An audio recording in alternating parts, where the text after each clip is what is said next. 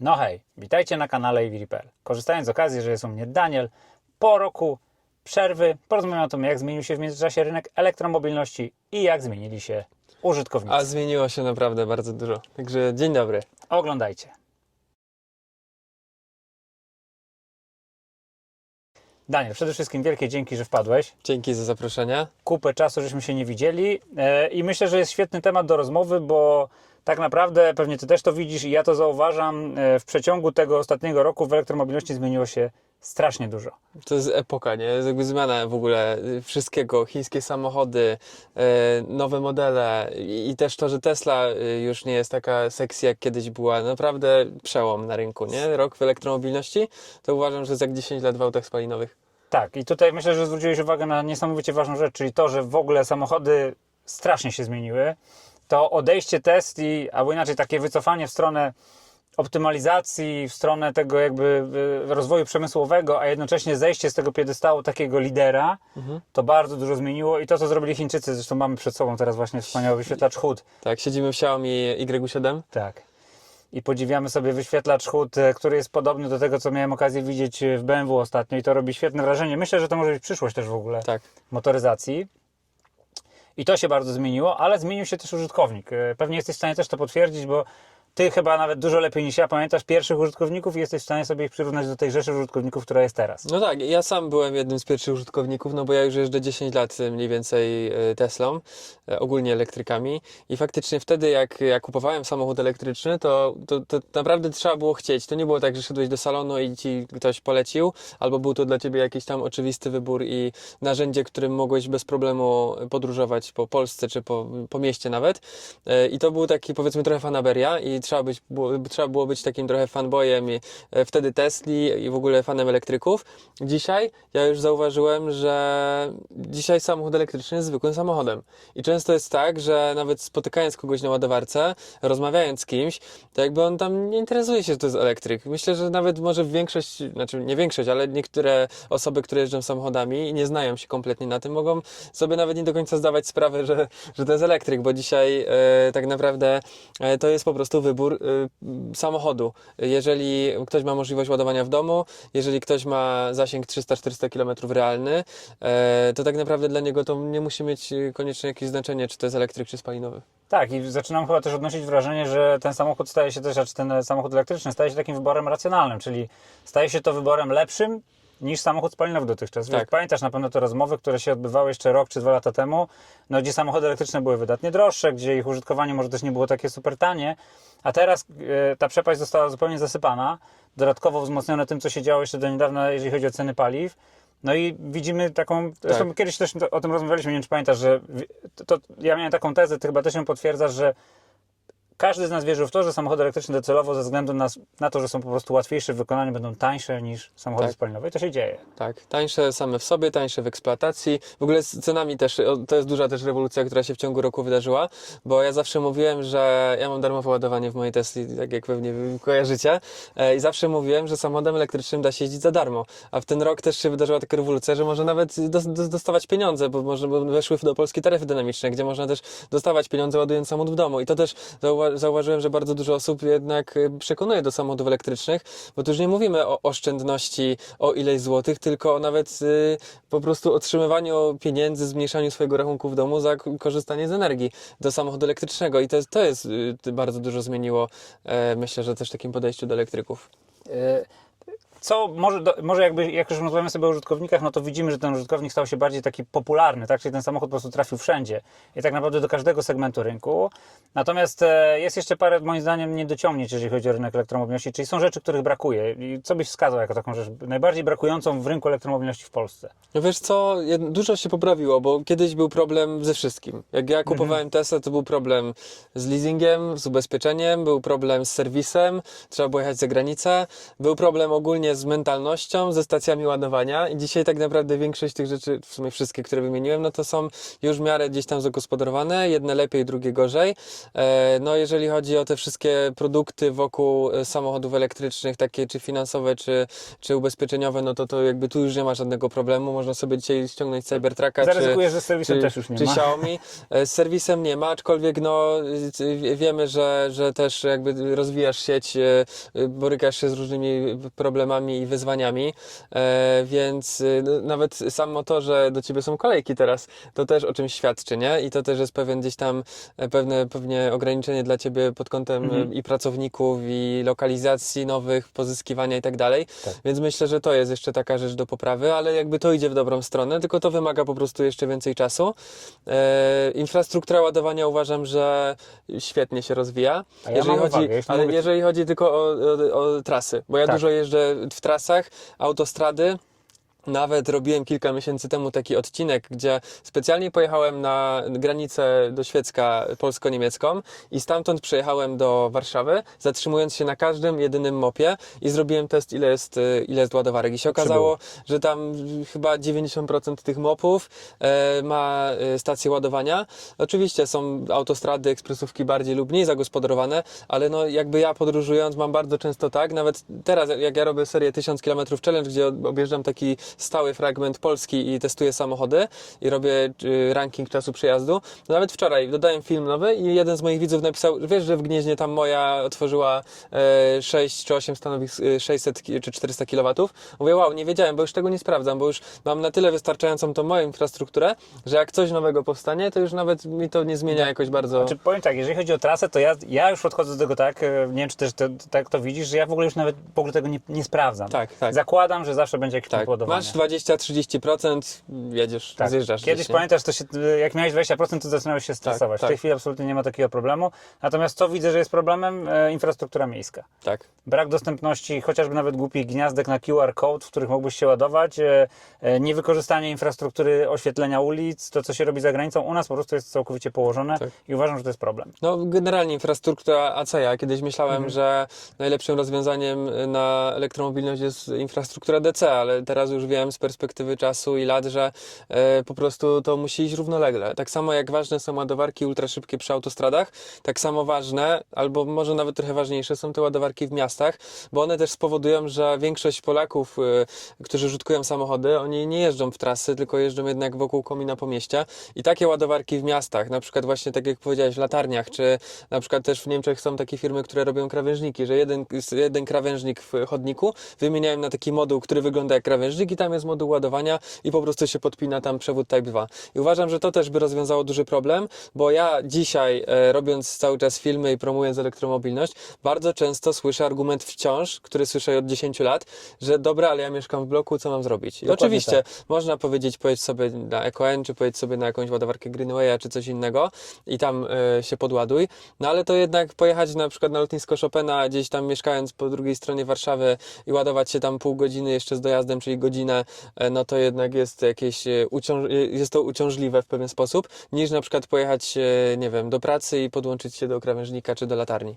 Wiesz co, powiem Ci tak, ostatnio ze względu na to, że byłem w Australii, podłączyłem się do paru grup związanych z Australią, między innymi grupie związanej z Teslą i tam zobaczyłem takie rozwiązanie w Australii, że w blokach zostały wprowadzone gniazdka na QR code, czyli Ty mając swój kontrakt na prąd, na energię elektryczną, po prostu skanujesz QR code i z takiego małego gniazdka, ono tam może ma 1 kW, ale jesteś w stanie się indywidualnie ze swojego konta ładować w każdym miejscu. tak. I to jest moim zdaniem idealne rozwiązanie właśnie do bloków, bo po co więcej ładować w przeciągu całej nocy? Naładujesz 15 kWh, w większości samochodów zrobisz 100 km. To ja podam przykład mojej teściowej, która ma Tesla Model 3 już, nie wiem, no wcześniej miała Kia Niro już chyba z 5 lat temu, od 2 lat jeździ trójką bazową i ona jest osobą, która nie ma możliwości ładowania w domu z siły, tylko z gniazdka jednofazowego.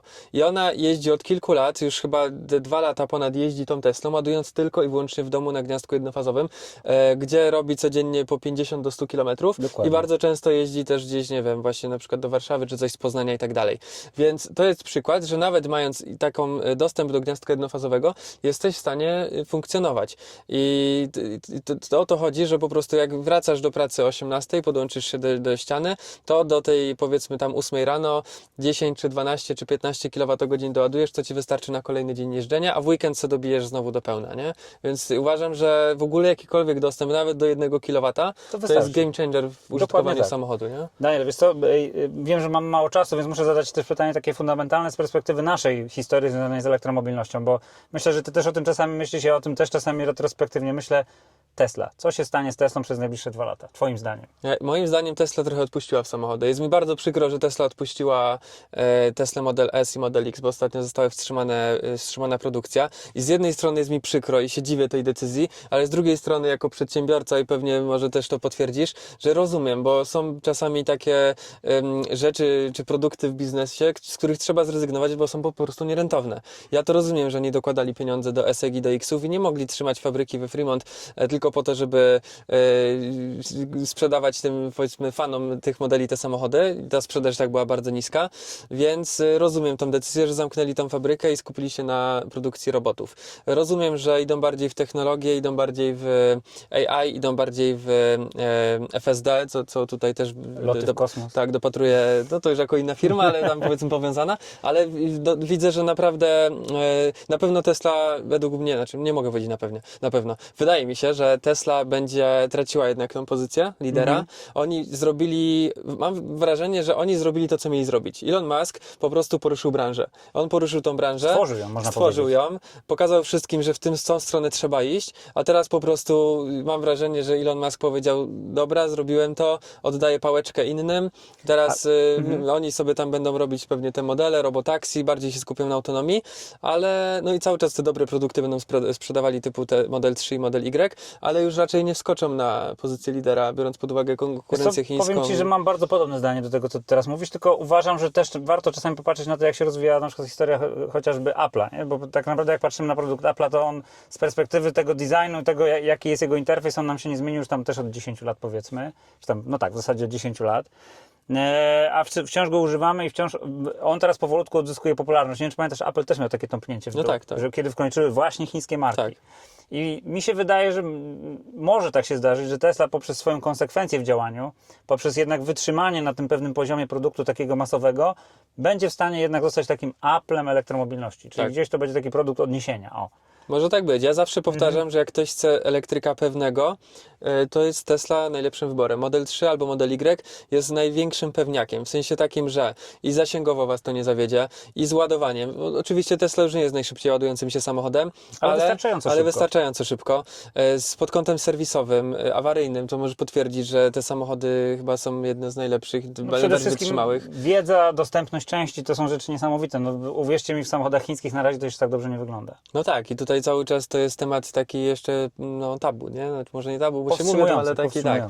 Więc ja uważam, jak ktoś pyta, jakie auto kupić elektryczne i ktoś tam gdzieś zaczyna wydziwiać, coś może jakiegoś Chińczyka, może coś, ja mówię, trójka albo Y i to nie ma opcji, że będziesz niezadowolony z tego samochodu.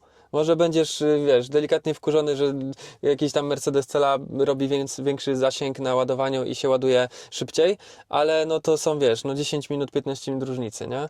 Więc... Czyli wierzymy trochę jeszcze w Teslę. Tak, albo na wierzymy. pewno dobrze jej życzymy, może tak. Ja myślę, że po prostu Tesla na razie chyba zostanie na tym poziomie, na jakim jest, czyli będzie robiła te dobre produkty i tak ma jeszcze mnóstwo osób do takich potencjalnych klientów, więc ta sprzedaż nadal tam ostatnio tąpnęło, teraz się znowu podniosło, więc poradzą sobie na pewno. Natomiast jestem ciekaw, co z kolejnymi modelami. Jestem ciekaw, co się wydarzy z Cybertruckiem, którego sprzedaż jest dosyć niska Obawiam się, w że Stanach. Cybertruck to jest straszny problem Tesli, to jest taki temat do wykasowania raczej. Takie jest moje zdanie. Jak patrzę na ten produkt, no to jak on bardzo rozczarował nawet tych ludzi, którzy wierzyli w niego, tak jak ja na początku wierzyłem, to obawiam się, że większość ludzi myśli bardzo podobnie i że ten produkt raczej nie będzie chyba rozwijany. No właśnie zastanawiam. To jakby tutaj ciężko mi jest stwierdzić. No po tym jak zobaczyłem, że Elon wykasował SKX-a, no mogę w to uwierzyć, że za 2-3 lata powie, że dobra, Cybertruck za duże koszty, za duże straty generuje i to Mnie usuną. interesuje Cybercup. Cybercap, to tak. Bo ten produkt jest dziwny. Ja ci powiem szczerze, trochę boję się, czy ten produkt na pewno odniesie sukces, jak patrzę na niego. Dla pełnej autonomii, czemu nie? No jak wiesz, teraz obserwujesz statystyki niektórych krajów europejskich, do których już FSD zostało dopuszczone, no to widać, że no, mniej błędów popełnia ten system niż człowiek i mniej jest wypadków, więc ja myślę, że rozwijając to, no faktycznie... Znaczy ja bardzo wierzę. Osobiście uważam, że autonomia to jest taka kolejna gigantyczna przyszłość elektromobilności. Zresztą chyba rozmawialiśmy o tym już wielokrotnie. Ja o tym mówiłem i ty o tym mówiłeś, że autonomia to jest jedną z rzeczy, którą de facto elektromobilność wniosła nawet w ogóle do automotywu. I miałem okazję korzystać z tego i widzę, jak dużo to pomaga. Poza tym, wiesz, no, nie wiem jak w twoim wieku, ale w moim wieku jeżdżenie samochodem nie sprawia mi frajdy. No, mi sprawia frajdę, jak na przykład sobie jeżdżę często ostatnio na różne tory, na różne eventy. No tak, to okej. I na przykład, nie wiem, jazda Porsche po torze sprawia mi taką frajdę i radość jak nic innego. Ale jak jadę, dzisiaj na przykład jechałem do ciebie, no to autostradą jechałem na autopilocie i nie mam ochoty na zatłoczonej A2 gdzieś tam, wiesz, trzymać kierownicy i regulować gazu. Robisz klik i jedziesz. I włączam sobie podcast i się chilluję, tak? I to jest dla mnie też taki moment takiego odpoczynku, rozmowy przez telefon, czy słuchania czegoś. I dla mnie podróżowanie takie na co dzień jest właśnie tym najlepiej, żeby po prostu samochód sam jechał, a ja żebym jak najmniej po prostu odczuwał ten cały proces jazdy i żeby było mi jak najbardziej komfortowo. Chyba że jadę jakimś fajnym autem, no to wiadomo, że chcesz się trochę pobawić, ale to od tego powinny być tory, a nie droga. Więc ja mam takie podejście, że jak ja gdzieś tam chcę się wyszaleć, to mam tą okazję, że jeżdżę na tory i sobie mogę testować różne samochody i tam to robię, a na co dzień potrzebuję takiego spokoju. Kończąc już, bo przyszło mi jeszcze takie przewrotne pytanie do głowy, które chciałem ci zadać i temat, który chciałem z tobą krótko poruszyć, czyli przyszłość samochodów spalinowych. Gdzie ona jest? Czy w ogóle istnieje jakaś przyszłość samochodów spalinowych, czy uważasz, że w ogóle one wymrą jak dinozaury? Myślę, że docelowo wymrą, nie? Jakby tak patrząc na lata do przodu, nie mówię tutaj o 5 czy 10 latach, tak jak teraz mi się rzuciło, że gdzieś tam Unia pracuje nad jakimś Ale zobacz, projektem. zobacz jak to przyspieszyło, nie? Teraz Tak. samochody spalinowe stały się naprawdę takie już oldschoolowe trochę. Tak, ale jak na przykład właśnie teraz ten projekt widziałem, że tam chyba do 2030 roku tam ileś 40% chyba ciężarówek tirów musi być elektryczna, tak jakby to jest takie dla mnie absurdalne, że jakby wiem, że 4 lata, przepraszam już, do tego 30 roku to jest nic. Jakby to jest niemożliwe, żeby tyle ciężarówek wymienić na elektryczne, więc jakby ja uważam, że to dłużej potrwa, ale myślę, że docelowo to się stanie, bo i ciężarówki, i samochody osobowe, to wszystko pokazuje nam czas, że to jest możliwe, no bo nawet będąc kilka dni temu na Ekoenie w Nadarzynie, spotkałem ciągnik siodłowy, lorę taką z samochodami nowymi BMW, który wiózł je do salonów i to był elektryczny ciągnik i